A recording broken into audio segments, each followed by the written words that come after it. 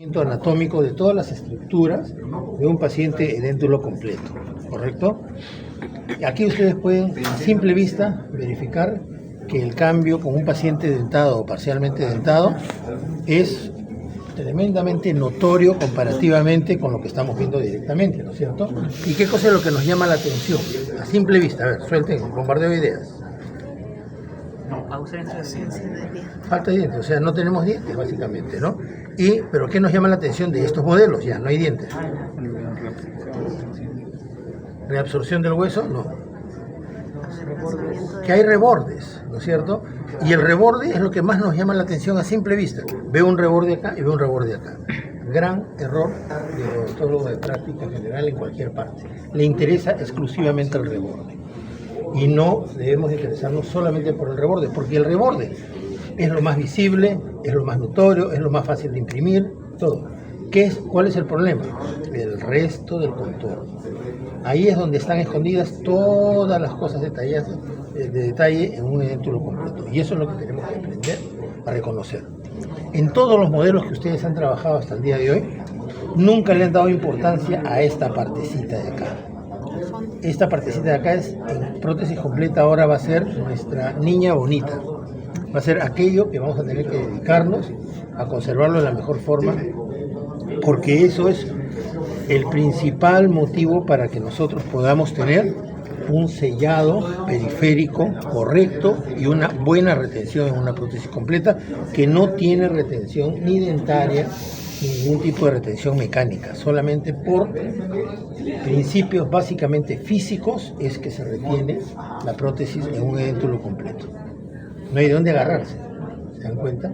Entonces tenemos que aprovechar al máximo todos los componentes anatómicos todos los reparos anatómicos que nos sirvan justamente para poder mantener ese sellado periférico que es lo más importante en prótesis completa. Entonces vamos a ir por partes.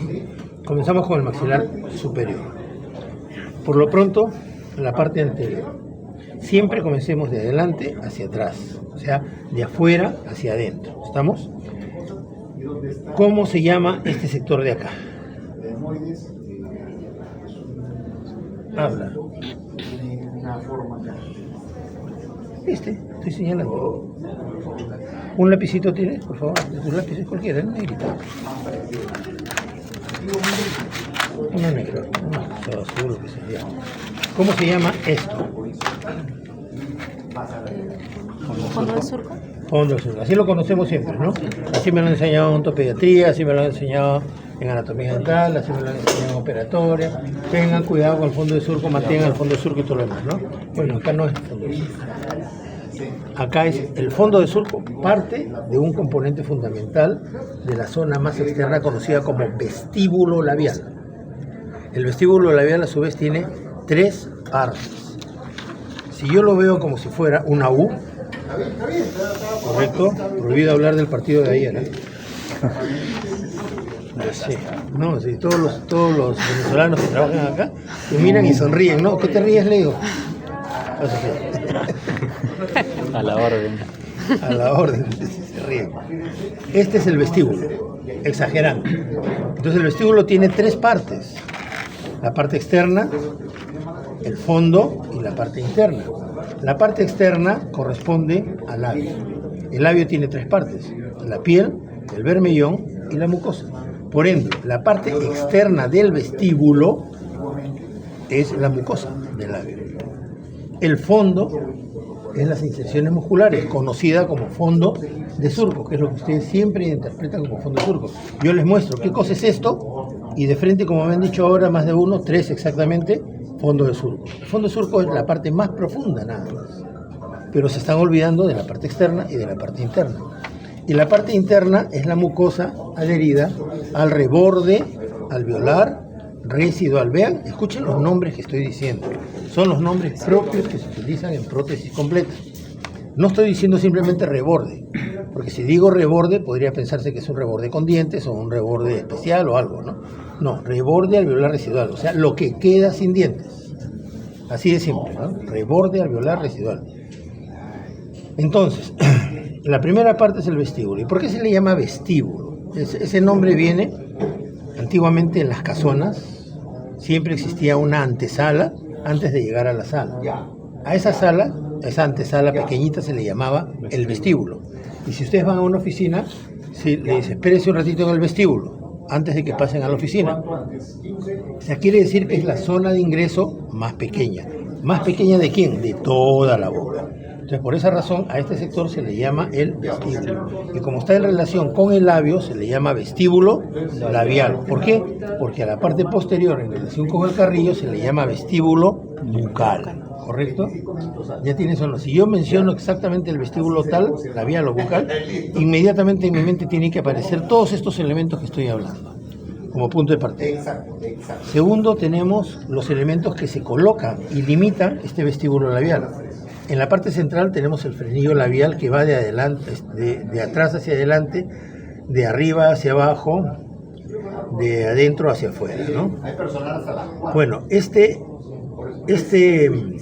frenillo divide al vestíbulo en dos partes y se limita con dos frenillos más conocidos como los frenillos bucales. Claramente la inserción de estos tres elementos es distinta. Mientras que este es en sentido vertical y de adelante hacia atrás, estos de acá son en sentido lateral. Este puede ser uno, puede ser en forma de abanico, pueden aparecer más de uno, igual que sucede con los vestíbulos bucales, que generalmente son uno o dos regularmente, pero pueden ser más de dos, inclusive múltiples, o por último, no existir. Muchas veces no tenemos todos los elementos que buscamos, pero sabemos y debemos de saber dónde están. Si sigo hacia atrás, voy a encontrar el vestíbulo bucal. En el vestíbulo bucal yo tengo varios elementos que tengo que reconocer o áreas anatómicas, no necesariamente visibles.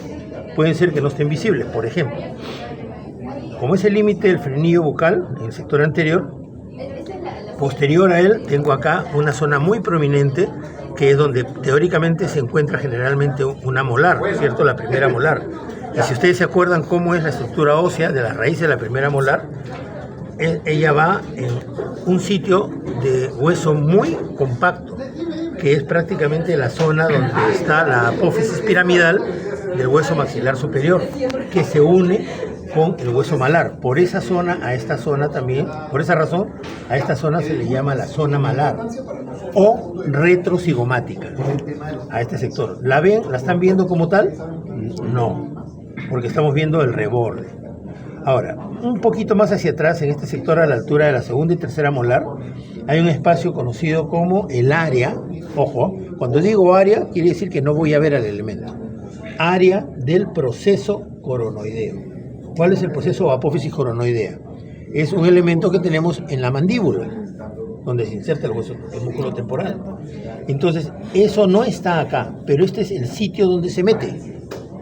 A la hora que se cierra la boca, ese proceso coronoideo se encaja en ese sector. Y como ya ustedes saben, me imagino que lo han estudiado, ya son quinto año, y si les pregunto ahorita me lo deberían decir.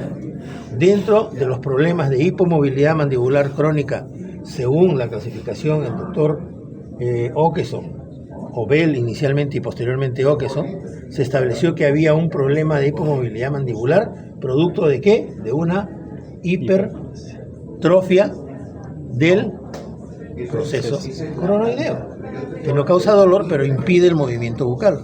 ¿Se acuerdan de eso o no? No se acuerdan para nada. O sea, la patología de los trastornos temporomandibulares la tiraron a la basura. ¿Correcto? Ese es un problema de trastorno temporomandibular. Y está comprendido dentro del grupo 3, que son hipomovilidad mandibular crónica. ¿No es cierto o me equivoco? ¿Cómo yo sí me acuerdo de ustedes, no? Ustedes tienen la mente más fresca y lo acaban de estudiar. ¿Cuándo han llevado patología de la oclusión? Lo voy a colgar al doctor Paredes. Sí, pero tienes que saber eso. Esa es la parte inicial. Esos son el grupo 2. Pero tienes el grupo 3 y el grupo 4. A ver, ¿qué patologías se encuentran dentro del grupo 4? Yo creo que va a tener que tomar ese curso de nuevo. Bueno, no, nuestro Éramos bajando.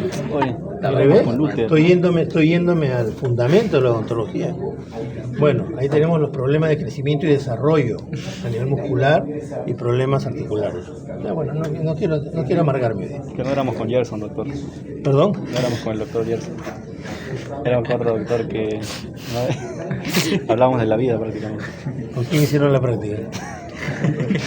¿Con quién? No quiero quemarlo. No quiere grabarlo, que es distinto.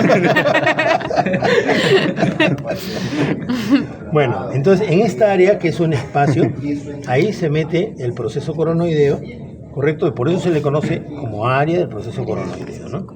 Si vamos un poquito más atrás, ya tenemos un surco, que es en la parte posterior conocido como el surco amular, que es atravesado por un rafe. Este rafe es el rafe pterigomaxilar. Este es un rafe que es la unión de dos músculos, por fuera el buccinador y por dentro el constrictor faríngeo, que hacen esto. ¿Se dan cuenta? Hacen esto, sí. Al hacer esto, forman ese rafe. Y ese rafe va desde arriba hasta abajo. ¿Cómo? Si yo veo el maxilar inferior con el superior, los dos en la parte posterior estarían unidos por tejidos blandos. ¿Correcto? Entonces ese rafe viene del surco amular hasta la parte posterior de la papila piriforme, ¿no? Lo vamos a ver cuando veamos maxilar inferior. Entonces hay que entender que eso se puede ubicar en maxilar superior y en maxilar inferior. Perfecto. Entonces, ¿qué nos faltaría en la parte posterior para cerrar? Esta línea que se conoce como el área de la línea de vibración.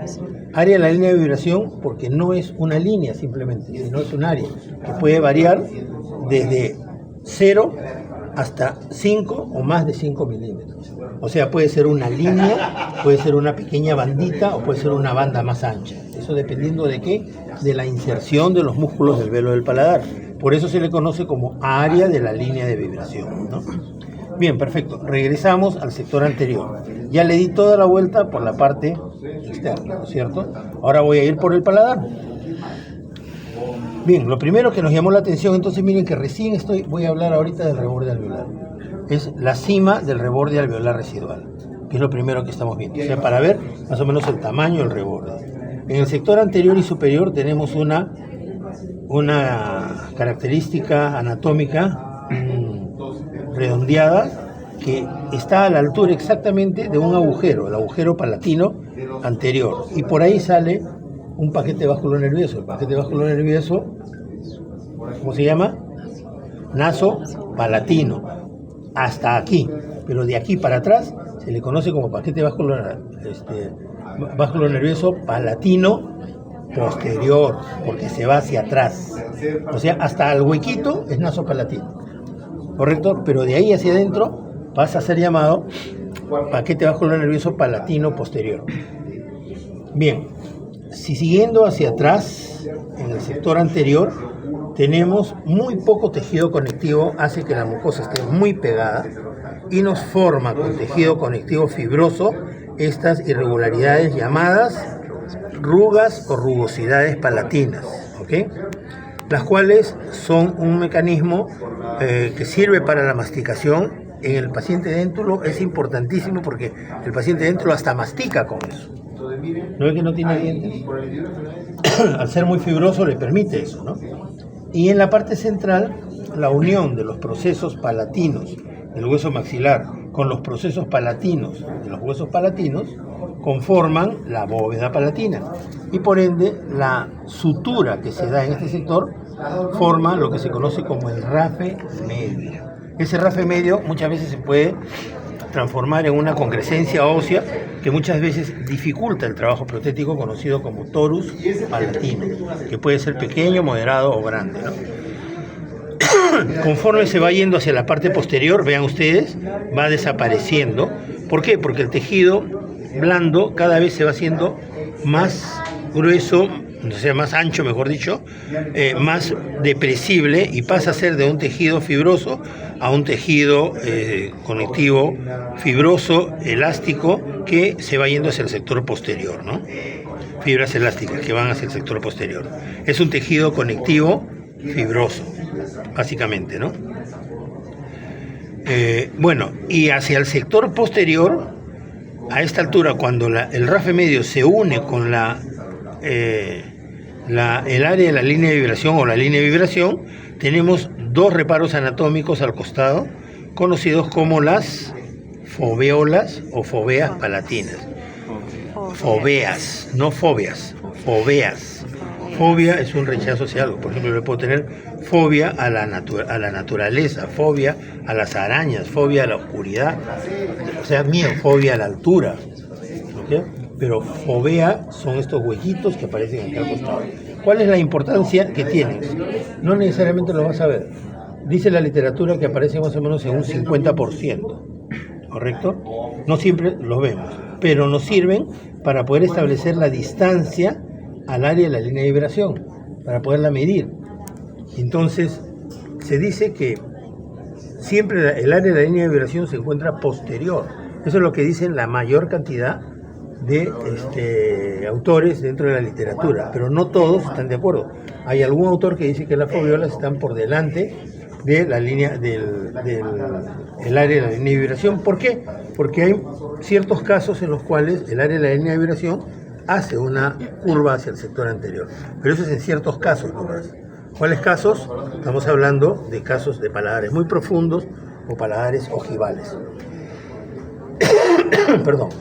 En el sector posterior, en la cima del reborde, tenemos una prominencia ósea que limita el sector posterior, llamada la tuberosidad, ¿correcto? Hay que identificar la tuberosidad, ya que al costado de la tuberosidad, hacia la parte interna, en la tabla interna, en este sector tenemos un agujero a cada lado, que es conocido como los agujeros palatinos posteriores, donde sale un paquete vasculonervioso, que son los palatinos anteriores, no mayores, anteriores, que se unen con los posteriores, se anastomosan e inervan e irrigan toda el área de la bóveda palatina. La bóveda de la palatina entonces está conformada por 4 prominencias óseas, ¿no? O sea, 4 apófisis, que son planas y delgadas, 2 del maxilar superior más 2 de los huesos palatinos, muy delgadas y que forman la bóveda palatina y nos dan todas estas características. ¿Alguna pregunta hasta el momento? Vean la cantidad de cosas que hay acá y que no veíamos o no sabíamos ver, ¿no? Ahora sí ya las sabemos ver, ¿ok? Nos vamos con el inferior. Pregunta. La teoría mencionaba la línea americana. La línea americana, correcto, buena intervención. La línea americana, y ojo que no mencioné algo y no me lo preguntaron. La línea americana, en la zona de las apófisis palatinas, de los huesos palatinos, en este sector se forman como unas pequeñas depresiones. Si lo ven en un cráneo van a ver como un huequito. Ese huequito es donde se ubican las glándulas salivales menores. Se conoce como la zona glandular. Y aparte de las zonas de las glándulas salivales menores, también tenemos ahí los corpúsculos de Fordyce, que son gránulos sebáceos que se ubican en el paladar y le dan un cierto color amarillento, ¿no? Toda esa zona se conoce como la zona glandular, que da una forma, aparte de la línea posterior, como si fuera una pequeña mariposa, ¿sí? ¿Correcto? Como si fueran las alas de una mariposa. Esas líneas que bordean todo era lo que se llamaba la línea americana. Y antiguamente, ¿qué era lo que hacían? Raspaban toda esa forma de mariposa con la finalidad que en el sector posterior ese sector se sellara, se pegara. Pero eso causa lo mismo que mencioné en la mañana de las cámaras de rechupado o de succión, que van a causar alteraciones en los tejidos blandos. Por eso no se debe de hacer. ¿Cómo compensamos eso? Con buenas impresiones, con buenos materiales de impresiones, haciendo una sobrecompresión en esta zona. Pero buena tu observación referente a lo de la línea americana. Bien, ¿alguna otra cosa referente al maxilar superior? Nos vamos con el inferior. Ahora sí ustedes me tienen que ayudar. ¿Cómo empezamos? Exacto, de afuera hacia adentro, de adelante hacia atrás. Entonces vamos a empezar por este elemento que ahora sí, ¿cómo se llama? Vestíbulo labial inferior, ¿correcto? Ok, y sucede lo mismo que en el superior. Tenemos limitantes, los frenillos bucales y al centro un frenillo labial antero-posterior. En la parte posterior del reborde se ubica un cuarto frenillo, que es el frenillo lingual. Eso es conocido, perfecto. Bien, y acá viene lo bonito, ¿no? Las partes son las mismas, los músculos son los mismos del mesoloauricular, con la diferencia de los músculos inferiores, que tienes el triángulo de la barba y el cuadrado del mentón, que son los que ayudan a la inserción del auricular de los labios, ¿no? Hacia atrás, en la parte del vestíbulo bucal, todo esto vendría a ser el vestíbulo bucal, se encuentra un área de tejido óseo compacto en este sector. Sabemos de que la reabsorción del maxilar superior es a expensas de la tabla externa, ¿correcto? Por eso cada vez el maxilar superior pareciera más pequeño. Y en el maxilar inferior es a expensas de la tabla interna, por eso parece que cada vez fuera más grande. Esto es lo que se conoce como reabsorción centrípeta y reabsorción centrífuga, ¿correcto? Bien, esta área, conocida como, aparte de vestíbulo bucal, como anaquel bucal, está limitada por el frenillo bucal en el sector anterior, la cima del reborde alveolar residual, ¿correcto? La línea oblicua externa y la inserción o la inserción maceterina. Le he puesto otro nombre aparte de inserción maceterina, no se me ha ido ahorita, en el sector posterior. Este segmento, perdón, la escotadura. Discúlpeme, la escotadura, gracias, escotadura maceterina, donde se inserta el músculo macetero y se une con la inserción del músculo buccinador y forman en este sector un ángulo que se conoce como el ángulo visto-bucal, que es la zona límite hasta la cual debemos de llegar en la parte externa. Y nos crea un área bastante grande, muy poco aprovechada cuando no pensamos en las sensaciones musculares. Y es la zona donde la mayor cantidad de fuerzas debe apoyar el maxilar inferior. Recuerden que no tenemos paladar, como en el caso del maxilar superior. Acá las fuerzas prácticamente caen sobre la bóveda palatina. Acá tienen que caer sobre el anaquel o repisa bucal. Bien, hacia la parte posterior de la cima del reborde alveolar residual inferior, tenemos una formación que solamente aparece cuando se extrae la tercera molar. Ese es un buen motivo de investigación. Nadie ha investigado eso. Ustedes vean pacientes que tienen la tercera molar incluida y no tienen papila piriforme. Cuando estén en cirugía y tengan que sacar una tercera molar y esté la pieza incluida, completamente incluida, busquen y van a ver, es un sector de tejido blando encima de esa pieza y se van a dar cuenta que no aparece la papila piriforme. ¿Cuándo aparece la papila piriforme? Cuando se extrae la tercera molar. ¿Por qué? No lo sabemos. O sea, nadie sabe por qué aparece la papila justamente cuando ya no está la tercera molar. Pero nos sirve como referencia anatómica. Entonces se ubica en la parte más posterior, es en forma ovalada, correcto, y está en la cima del reborde, ¿eh? ¿Ok? Bien, en la parte interna tenemos un surco. Como está relacionado con la lengua, ¿cómo se llama ese surco? El surco lingual. Pero el surco lingual es parte del piso de la boca. Entonces hay un músculo muy importante que forma el piso de la boca. Lo vamos a ver ahorita. Antes de ver ese músculo, analicemos la parte anterior del surco lingual. En la parte anterior del surco lingual tenemos al frenillo lingual, como ya lo hemos mencionado, y la salida de los elementos de las carúnculas de los conductos de Wharton, de la glándula submaxilar, y los conductos de Rivinus y Santorini de las glándulas sublingual y el Wharton de la submaxilar. Todos caen acá al costadito del frenillo. Acá no lo vamos a ver, es puro tejido blando, ¿correcto? Pero debemos saber dónde están. ¿Ok? Si nos vamos hacia atrás, en este sector, en el reborde alveolar residual, se forma, no siempre, la prominencia ósea que deja el canino, que también se forma en el maxilar superior, conocido como eminencia canina. Quizás sea uno de estos bultos que estamos viendo acá, ¿correcto? Que está siempre por delante del frenillo, nunca a nivel del frenillo ni posterior, sino hacia adelante, porque el frenillo se encuentra a nivel de los premolares. Entonces es lógico que el canino esté por delante de ellos, ¿no? La eminencia canina.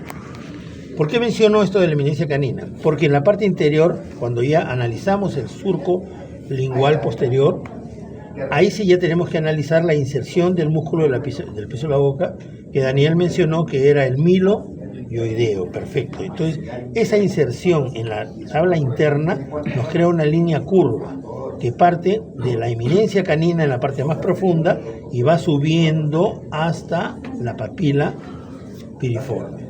Y nos crea dos áreas, la zona amiloidea y el área retroamiloidea o fosa distolingual, también llamada, es en este sector. Los radiólogos a este sector, que es donde se ubica la glándula submaxilar, la llaman la zona de Stabne, porque Stabne fue quien la describió bien desde el punto de vista radiológico, ¿no? Y hay una enfermedad, un defecto que se crea justamente por presencia excesiva de la glándula submaxilar, que no es patología, sino simplemente es un problema de tipo compresivo, ¿no? Bueno, que siempre se da en este sector. Bueno, en el sector posterior, entonces ya tenemos el surco lingual posterior, tenemos en la cima del reborde a la papila piriforme y en el sector posterior a la papila piriforme también se ubica el rafe pteriomaxilar y aquí sí no tenemos surco amular. ¿Por qué? Porque terminando el surco lingual posterior se une con la inserción masseterina, o sea, no hay un surco amular. El surco amular solamente es para el maxilar superior, pero sí está el rafe pteriomaxilar, como lo estamos analizando en forma individual.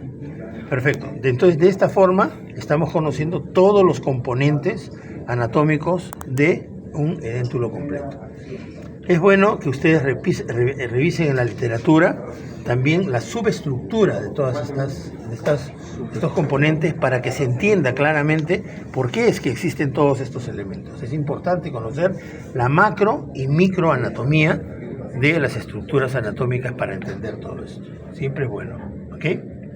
Bien, ¿qué van a hacer entonces a partir de este momento ustedes?